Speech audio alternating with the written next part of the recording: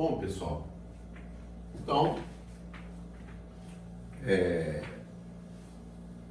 futuramente nós teremos outros vídeos com mais exercícios, etc e tal. Então, agora a gente começou, né? Nós começamos fazendo uma recordação do N, do conjunto dos números naturais. Vimos que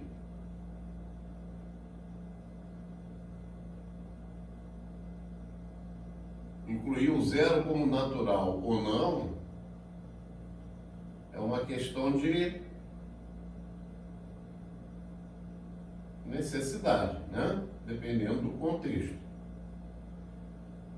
E aí, nós paramos para perceber o seguinte: bom, o conjunto dos naturais é muito bom, ele é ótimo, é um conjunto satisfatório e tal, até um certo ponto, né? Operações, por exemplo, desse tipo, nós não conseguimos efetuar no conjunto dos números naturais. Por quê? Eu não consigo encontrar nenhum número natural que expresse o resultado dessa operação.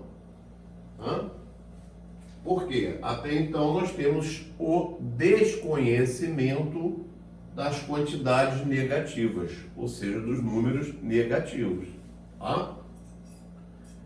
Por isso, ali se esbarra numa impossibilidade. Então, a saída é uma ampliação desse conjunto dos números naturais. Repara, nós já conhecemos o N, os números naturais. O que nós vamos fazer é a introdução das quantidades negativas. Então você tem menos 1, menos 2, menos 3. Logo de cara, a gente percebe uma coisa aqui, que a natureza desse conjunto é um pouco diferente da natureza desse, né? Porque esse conjunto, ele vai ter um elemento mínimo, ele vai ter um menor elemento, ele vai ter um primeiro elemento ordenando, não tem um último. Já nesse conjunto, que a gente está representando pela letra Z, tá, pessoal, não é Z de Z inteiros não, tá? O pessoal às vezes brincava na sala com o pessoal, tá? É N de naturais, então Z de Z inteiros. Não, esse Z vem da palavra em alemão, inteiros em alemão começa por Z. Se eu não me engano é Z-A-R, L, uma coisa assim, tá? Então, a gente nota que ele não tem um primeiro e nem um último. Então, a novidade que o Z traz para a gente é o aparecimento das quantidades negativas. Com isso, a gente resolve essa dificuldade. Essa dificuldade, ela não vai existir mais. Porque 5 menos 10 é possível perfeitamente. Isso vai dar menos o quê?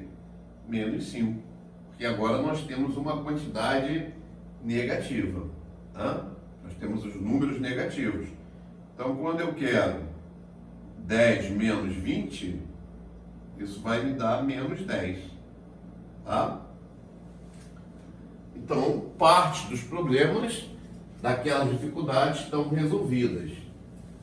Bom,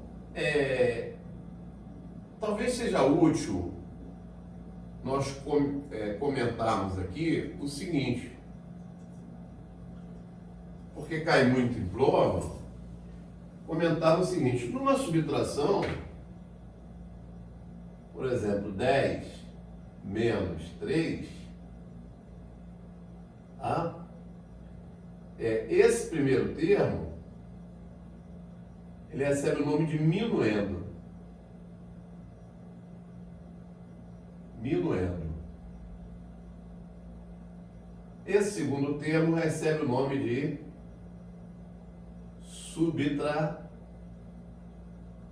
subtraindo.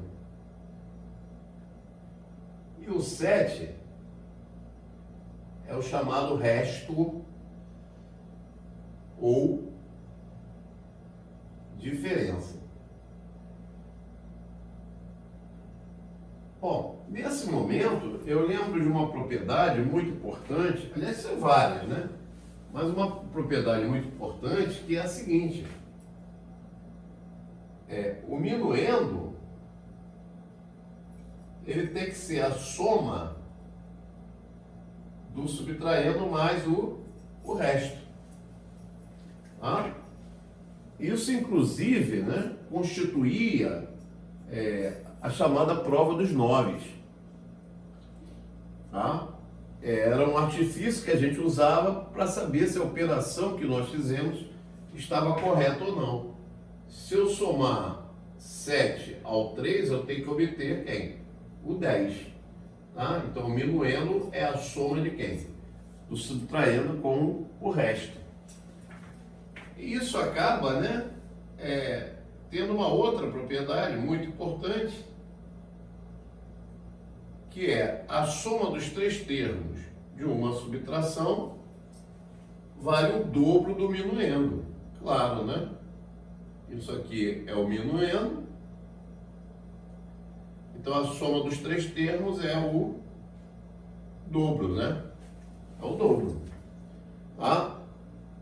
Então, ali eu já estou falando, deixei um pouquinho os inteiros do lado e estou falando daquilo ali. Tá? Então, repara, se você soma 10 mais 3 mais 7, você tem 20, que é o dobro de quem? Do minuendo. Outra coisa importante de perceber é o seguinte, que quando você tem uma operação desse tipo, uma subtração, toda vez que você acrescenta uma certa quantidade ao minuendo, você aumenta o resto dessa quantidade, ou a diferença. Eu quero dizer o seguinte: você tinha 10 menos 3 igual a 7. Aí você resolveu somar 5 ao minuendo. Você passou a ter 15 menos 3. O resultado que você vai passar a ter agora vai ser 7 mais 5. Vai ser 12. Vai ser exatamente esse resto aumentado da mesma o quê? Da mesma quantidade. Tá? Eles variam no mesmo sentido. Aumentou no minuendo, aumenta a mesma quantidade no resto. Se você tivesse subtraído,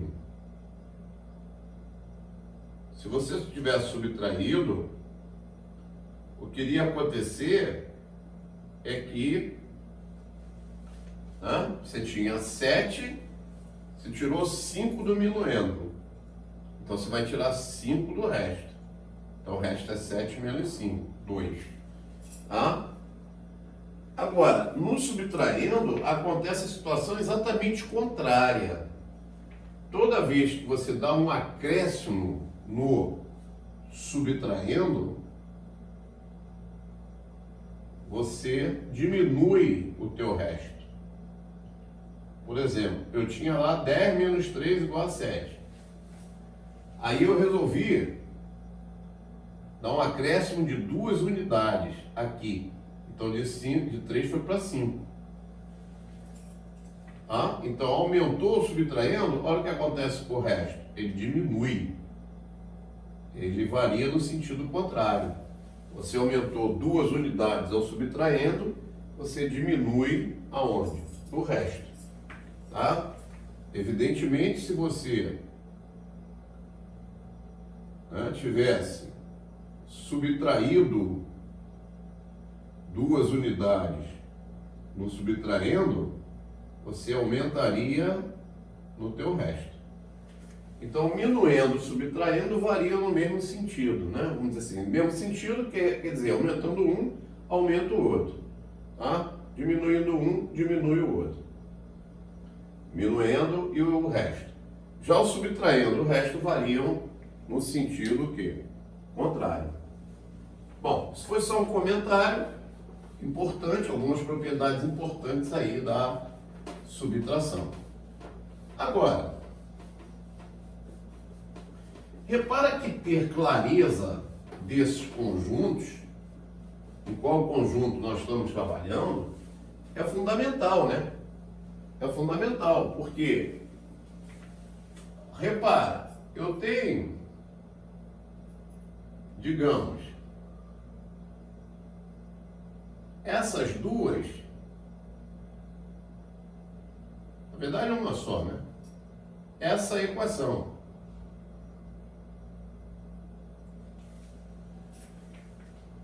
Qual o valor de x? Qual seria o valor do x?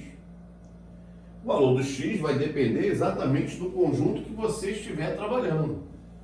Se você estiver trabalhando com o universo, ou seja, nosso conjunto é o n, essa minha equação, ela seria impossível.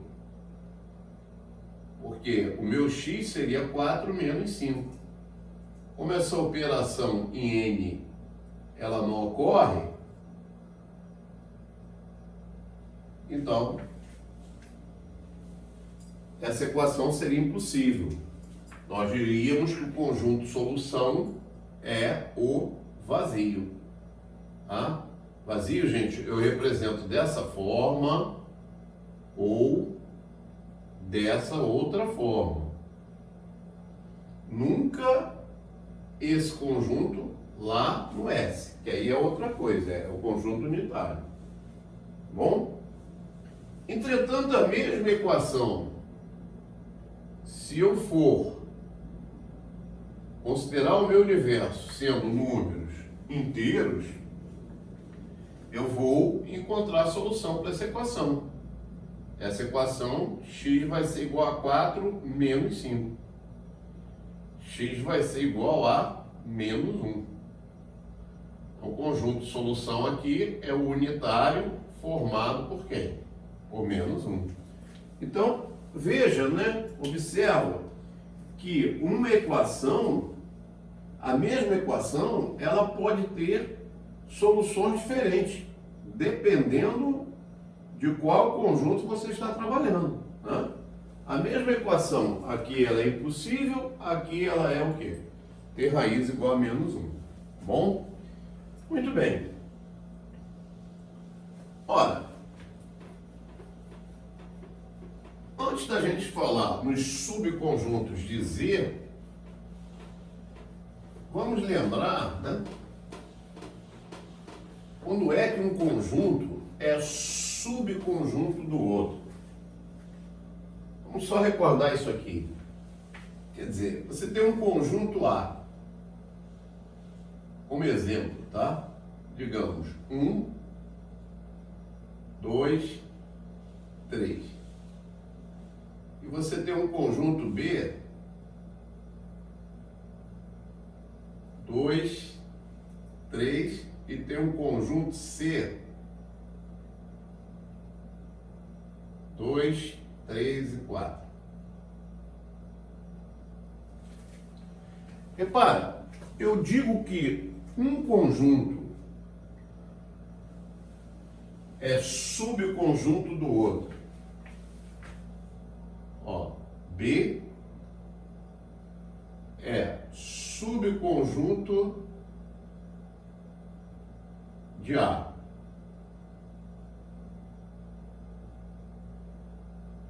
Ou ainda, B é uma parte de A.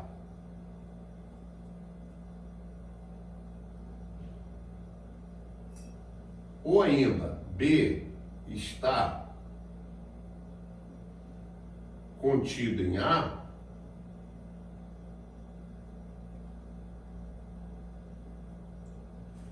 quando todos os elementos, todos, sem exceção, elementos de B, forem também elementos de quem? De A. Então, repara, o B, ele tem o elemento 2. Então, 2, ó, é elemento de B. 2 pertence a B.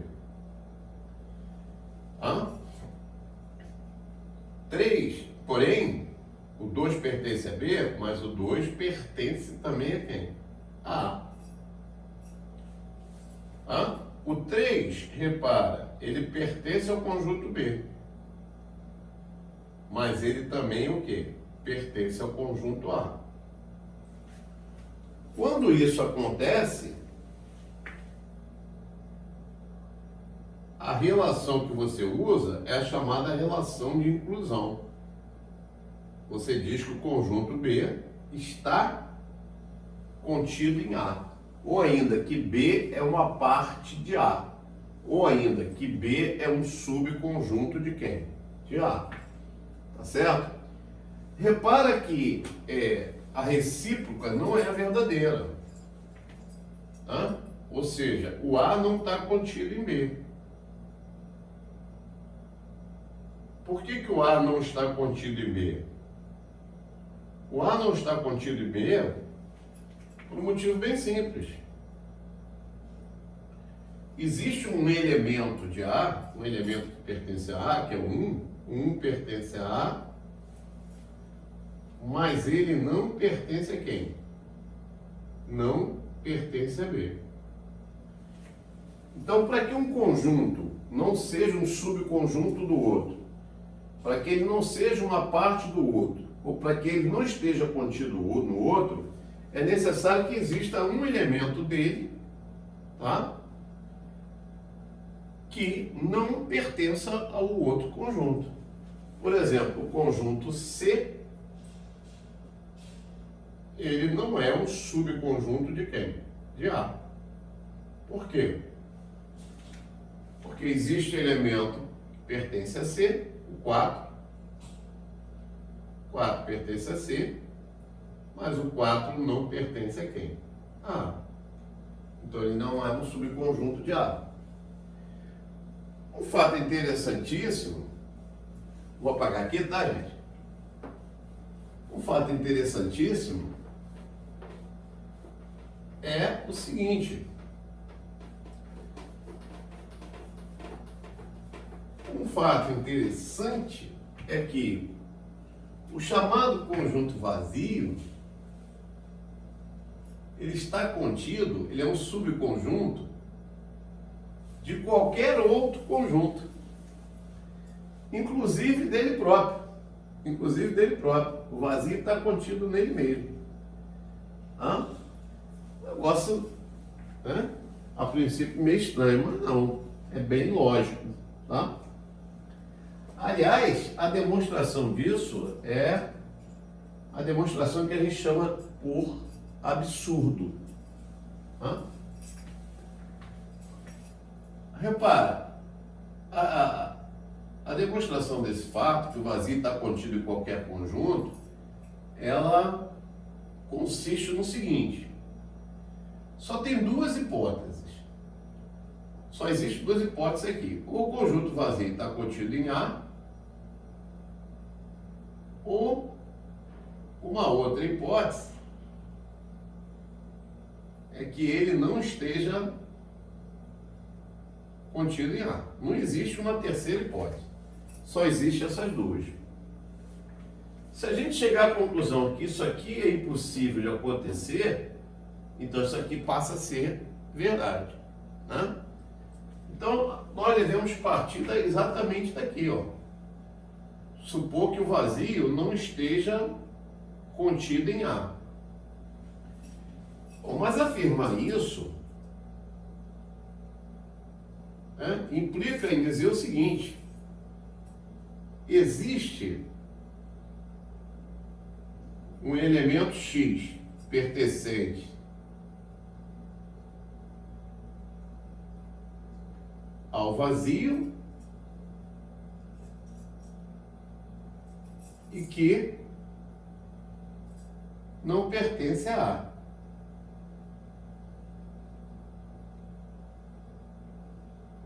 Bom, mas isso é absurdo, né?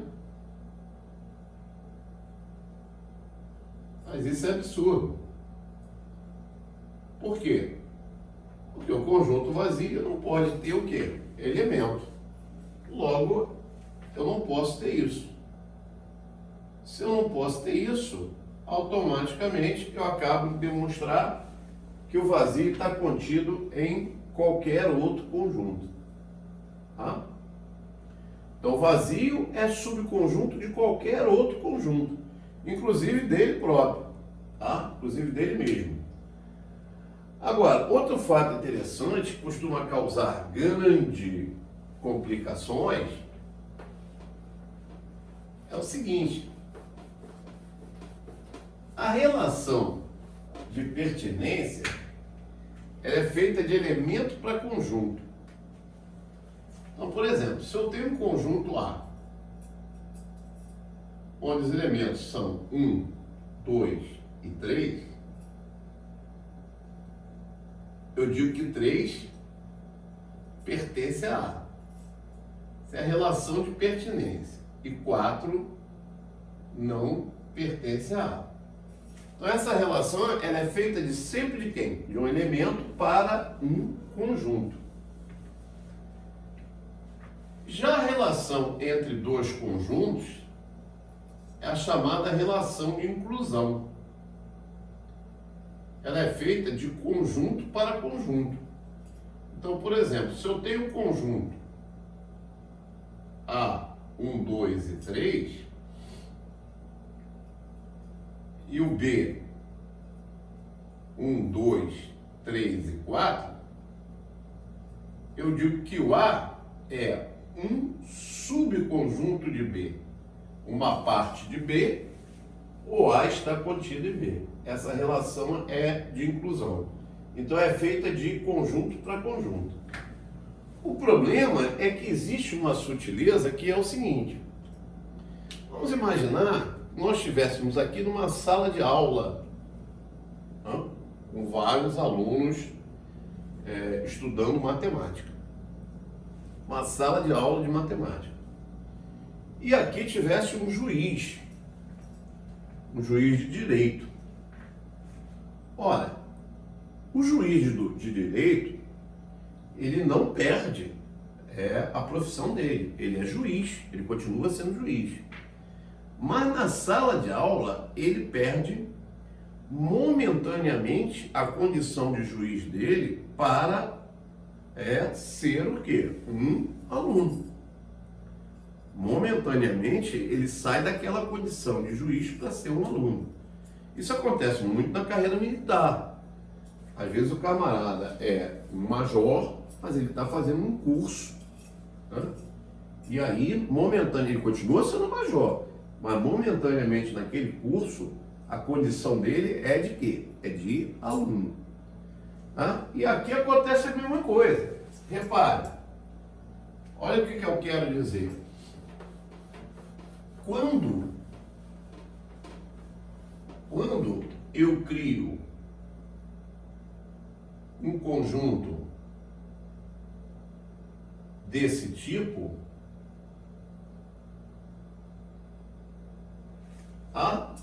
esse meu conjunto, ele tem dois elementos apenas. Quem são esses elementos? O elemento 1 e o conjunto unitário formado pelo 2.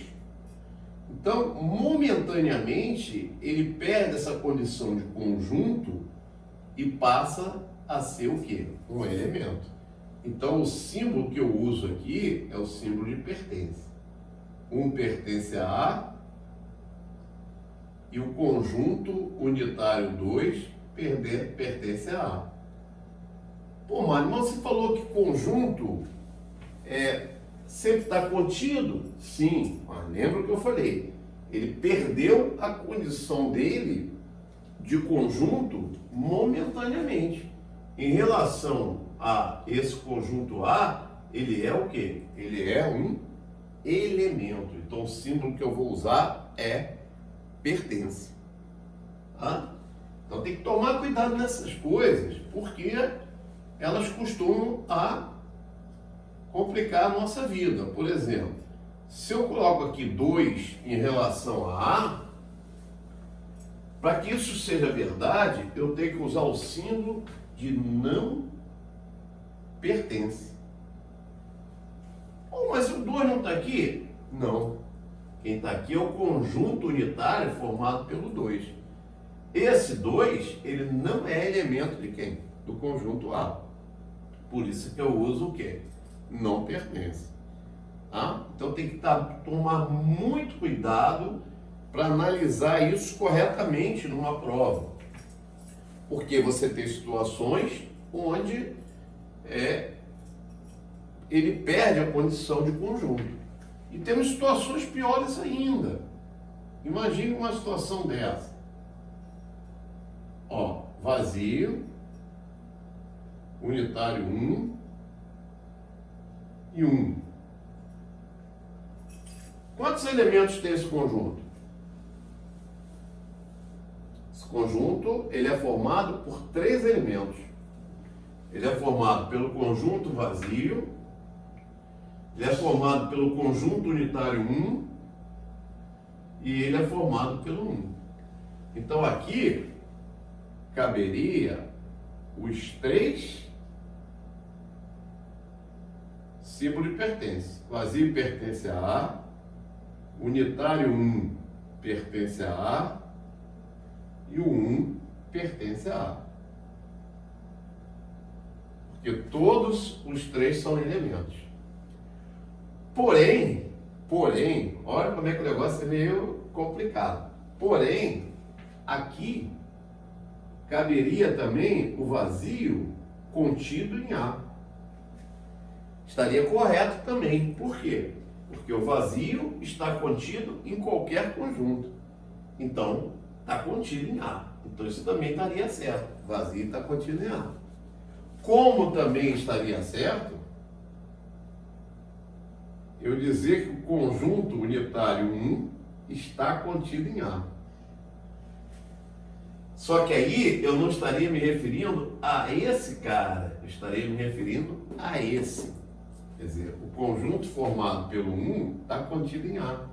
Porque o único elemento que ele tem, que é o 1, é elemento de A também. Então ele está contido em A. Então caberia as duas como verdade, como verdadeira. Certo? A única coisa que não caberia aqui é o 1 contido em A, que aí não. Aí o 1 seria elemento, não é contido, é pertence. Não? Bom, futuramente a gente vai fazer mais exercícios sobre isso. Vamos falar um pouquinho de subconjuntos de Z. Repara, você pode ter o Z asterisco. É um subconjunto de Z. Qual é a diferença? É que você está tirando o zero desse conjunto. Então, Z asterisco é conjunto dos números inteiros diferentes de zero, não nulos. Então, ficam os positivos e os negativos. Você poderia considerar o Z chamado Z+. O Z+, ele é composto do zero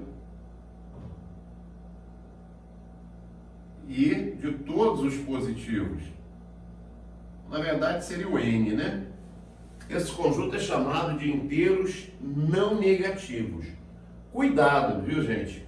Cuidado, porque se eu disser que são inteiros positivos, eu estou errando, devido à presença do zero. Então aqui seria inteiros não negativos, tá? Não negativos. Se você quiser dizer que são inteiros positivos, você tem que excluir o zero, aí está correto. Aí você pode dizer que são os inteiros positivos. Inteiros positivos. Saiu o zero dali. Certo? Então esses são subconjuntos de Z. Da mesma forma, eu posso dizer que considerar o Z menos. O que seria o Z menos? Z menos seriam inteiros não positivos. Ah, Mário, eu posso dizer que são inteiros negativos? Não. Devido à presença de quem? Do zero. Se eu quiser dizer que eles são inteiros negativos, eu tenho que excluir o zero. Aí nós vamos ter inteiros negativos. Tá? Muito bem, gente. Então, tá aí o conjunto Z, né? Normalmente, nós representamos esse Z através de uma reta. Pegamos uma reta, adotamos um ponto para ser a origem, para ser o zero, dividimos essa reta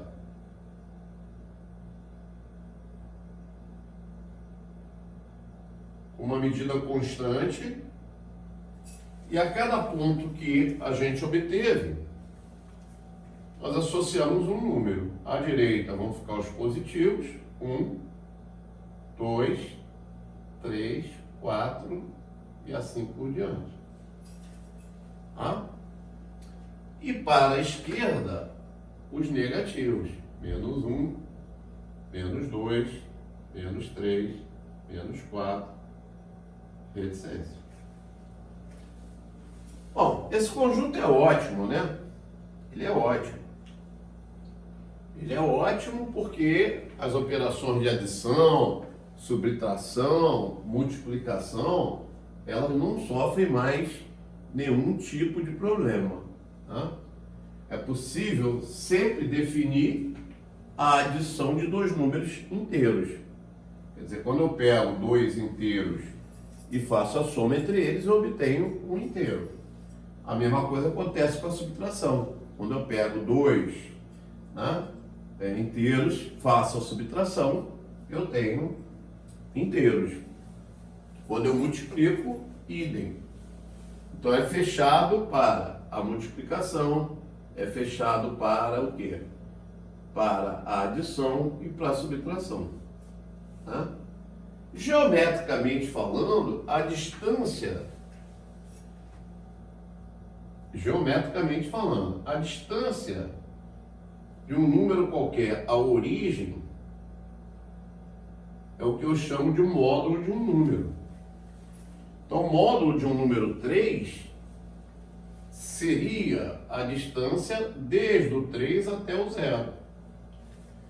Como é distância, não teria sentido em falar em positivo ou negativo. Tá? Então, a distância do menos 3 ao 0, ela é a mesma. Tá? É por isso que costuma-se falar que o módulo é o número sem o seu sinal, né? E esses dois números, eles são chamados de simétricos. Também há quem chame de inverso aditivo. Por quê? Quando você soma o 3 com menos 3, você encontra o elemento neutro, né?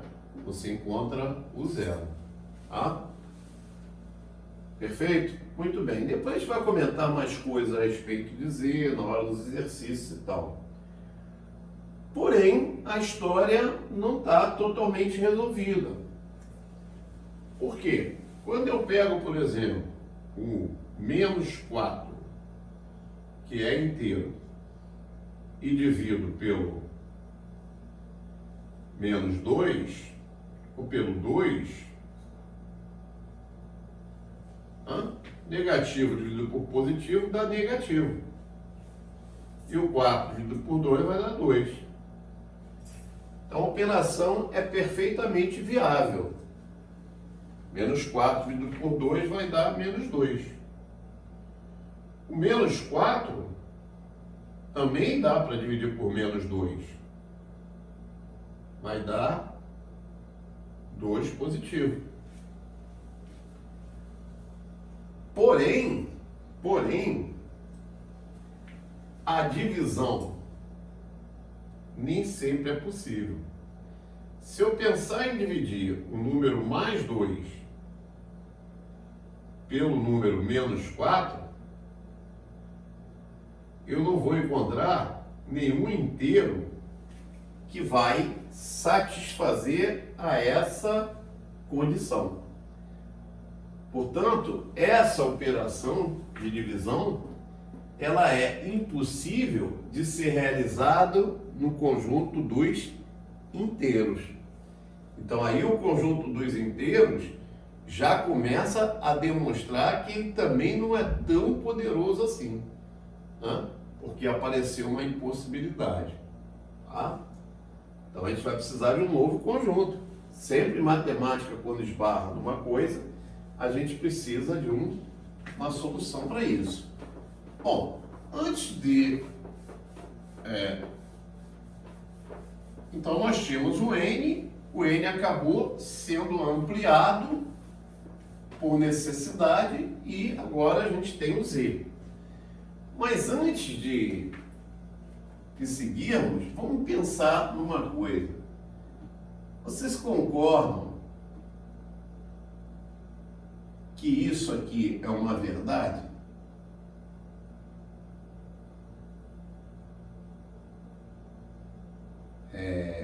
Vocês concordam que isso é uma verdade?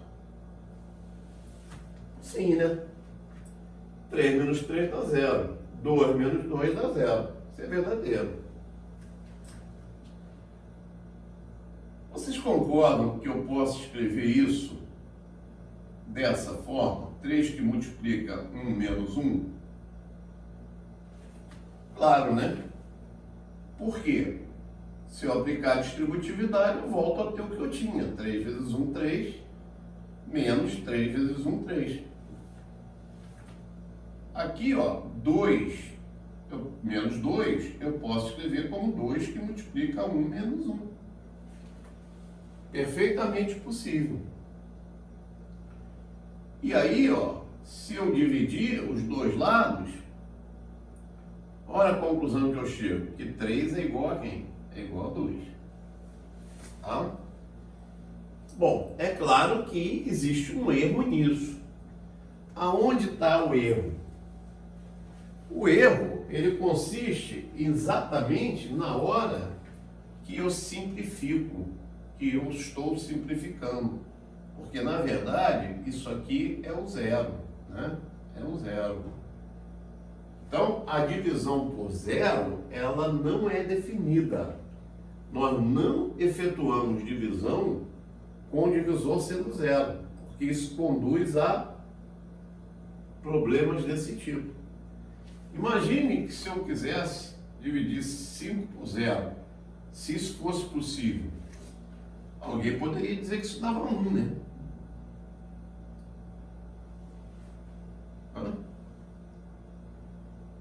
Perdão, isso aqui está errado, né? 5 dividido por zero não é divisão por zero, ela não faz sentido.